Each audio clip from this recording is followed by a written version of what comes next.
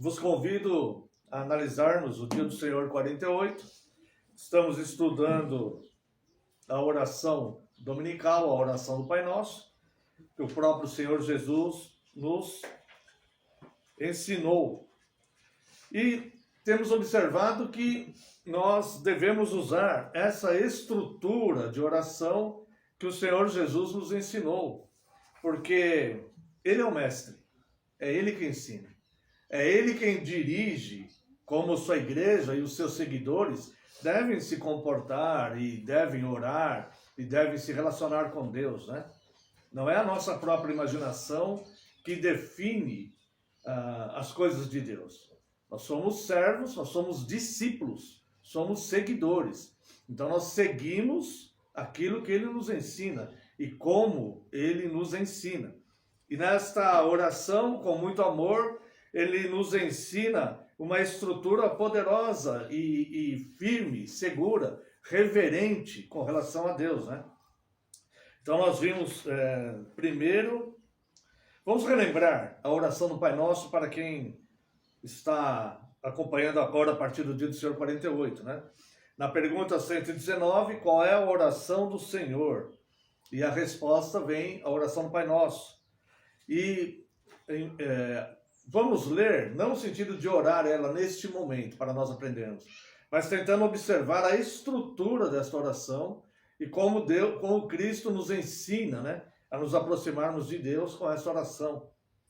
Pai nosso que estás nos céus. Já aprendemos aqui que essa abordagem, né, Cristo nos permite chamar Deus de Pai, porque Deus tem um amor paterno por nós, tá? Um amor, e nós, de forma filial, recebemos todo o bem que um pai amoroso tem e pode nos dar. Assim também como sua correção, a sua orientação e o seu ensino, né? Nós precisamos de correção e de ensino.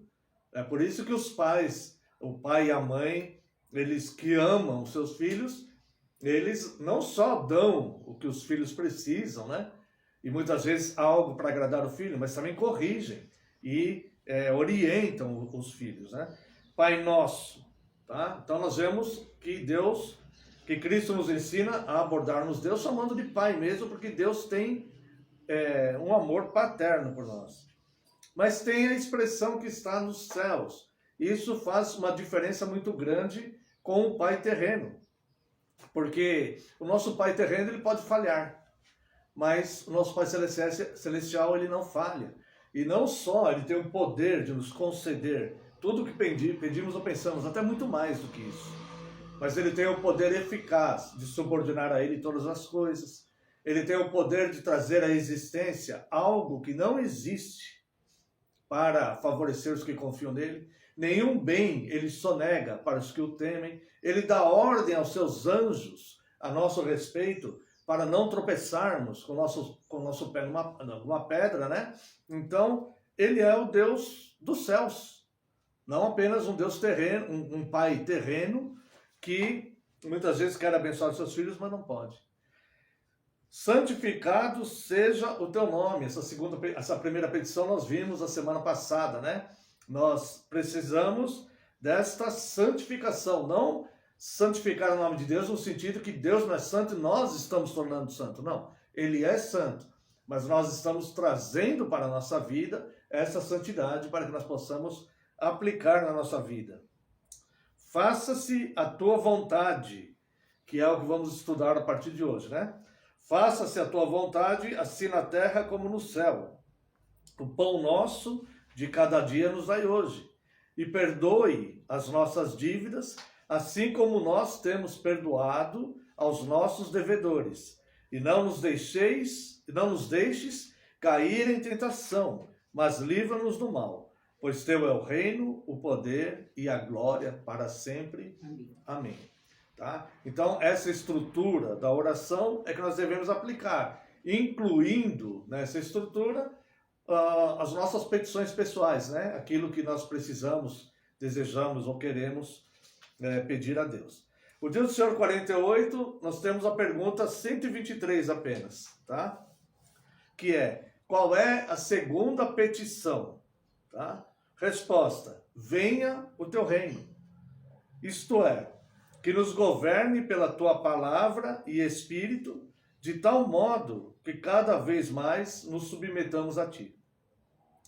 Que protejas e faças crescer a tua igreja, que destrua as obras do diabo, todo o poder que se levante contra ti, e toda conspiração contra a tua palavra. Que faças todas essas coisas até que venha a plenitude do teu reino, em que serás tudo em todos. Amém. Olha só, então a segunda petição é: venha o teu reino. A primeira coisa aqui que nós devemos entender é o que é e como é o reino de Deus. Então Cristo, ele nos ensina. Cristo, ele veio nos trazer aqui ele veio nos conduzir para o reino de Deus. Então ele veio instalar o reino de Deus no coração dos homens, para que os homens entendam o que é o reino de Deus, para que caminhem em direção ao reino de Deus, e um dia estaremos todos juntos, onde Deus será tudo em todos, né? Primeira coisa que nós vamos entender aqui, o que é o reino de Deus. Cristo diz que o reino de Deus não é comida nem bebida. O que quer dizer isso? Quer dizer que hoje nós podemos observar uma falsa religião galopando a passos largos no meio evangélico, né? Onde as pessoas estão buscando prosperidade financeira, crescimento financeiro, usando o evangelho para essas coisas. E existem até estratégias, as igrejas criam estratégias de como despertar Deus para você, para que Ele te favoreça, para que você tenha crescimento financeiro e tudo mais. Mas não é isso. Simplesmente não é isso. Não é esse o cristianismo. Não é esse o reino de Deus. Jesus, ele deixa bem claro, o reino de Deus não é comida nem bebida. O que significa não ser comida nem bebida? Não é algo material. As coisas materiais, ele não vai nos deixar faltar, ele cuida de nós. Ele vai suprir, ele é provedor, ele vai suprir e nos dá mais do que pedimos ou pensamos. Tá? Podemos desejar coisas materiais? Podemos. E pedir a ele, com respeito e reverência? Podemos, claro. Mas não é esse o reino de Deus. Nós não fazemos parte de uma igreja para ficar ricos, para prosperar financeiramente. Para isso nós trabalhamos. Nós trabalhamos honestamente para ter um crescimento profissional, material, mudar de carro, mudar de casa, enfim, fazer as coisas que precisamos e que queremos. Nós trabalhamos para essas coisas. O reino de Deus, ele não é algo material. As coisas materiais ele vai suprir. Mas o reino de Deus, ele é paz, justiça e alegria no Espírito Santo. Olha só, chega a ser meio que conflitante a questão da busca material com a paz, justiça e alegria no Espírito Santo. Porque quando nós colocamos o coração e nós começamos a pensar no Evangelho como um mecanismo ou uma ferramenta de crescimento material, nós podemos perder a paz e tentar destruir a paz dos outros. Porque nós colocamos os bens materiais acima do amor, da misericórdia, da compaixão, do cuidado, do despreendimento, da abnegação. E nós vamos nos tornando avarentos, muitas vezes. E a palavra de Deus diz que a avareza é idolatria. Então nós começamos a deixar de seguir o Evangelho, começamos a deixar de seguir o reino de Deus para seguir os nossos próprios interesses e desejos.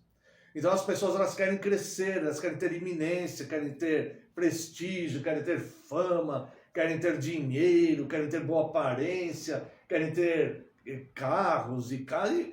É um poço sem fundo. É como Paulo diz para Timóteo: aqueles que querem ficar ricos caem em muitas ciladas. Não é essa a proposta do Evangelho.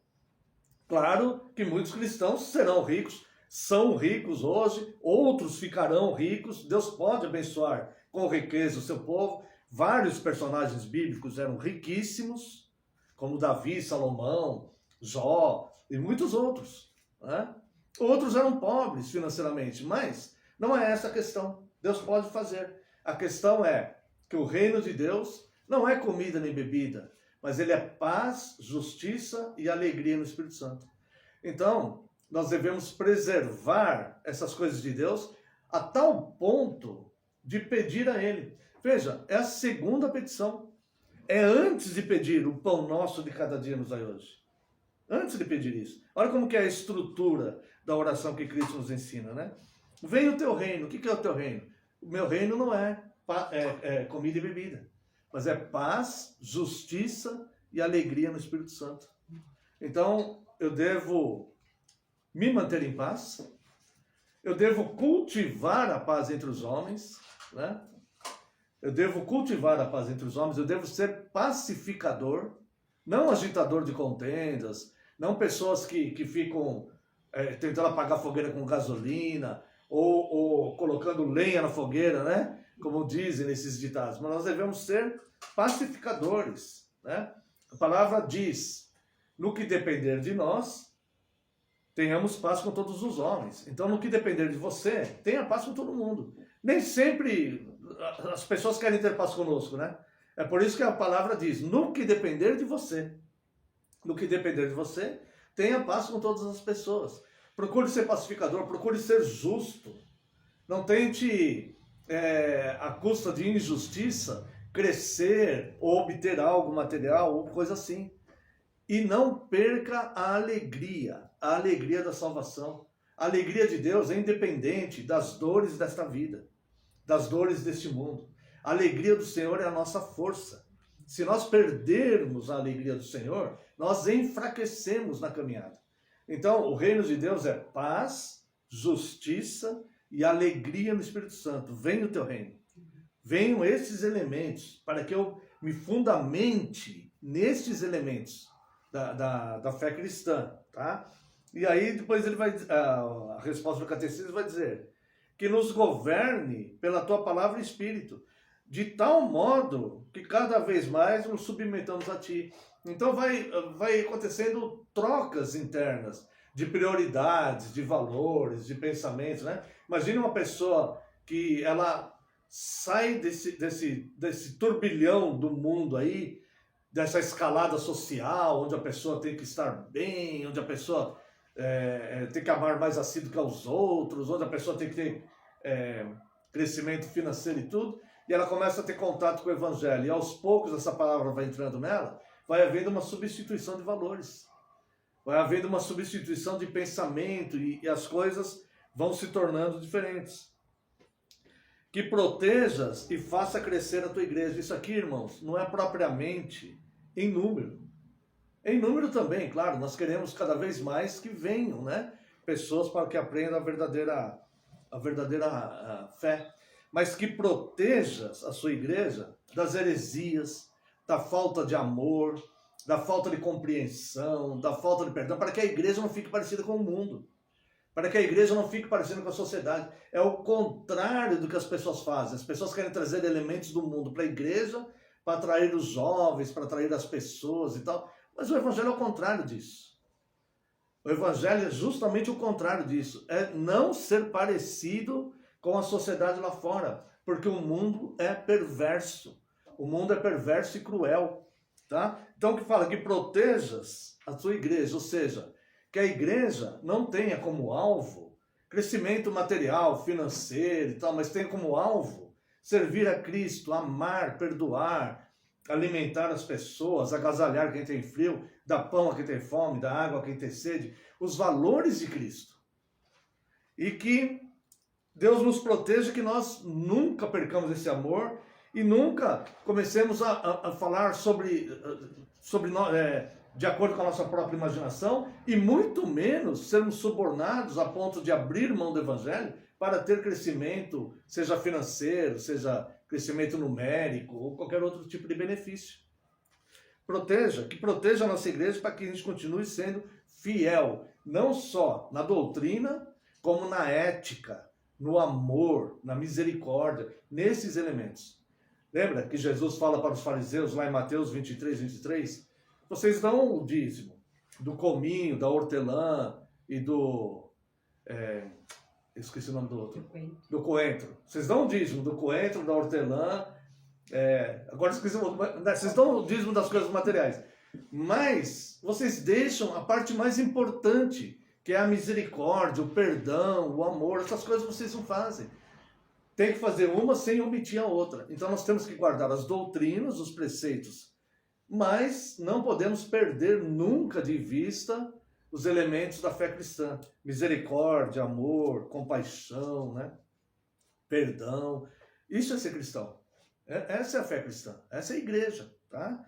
E que faça crescer a sua igreja. Cresça em fidelidade, em amor, em cuidado, em luz. Que nós possamos brilhar mais. Que a nossa luz aumente, né?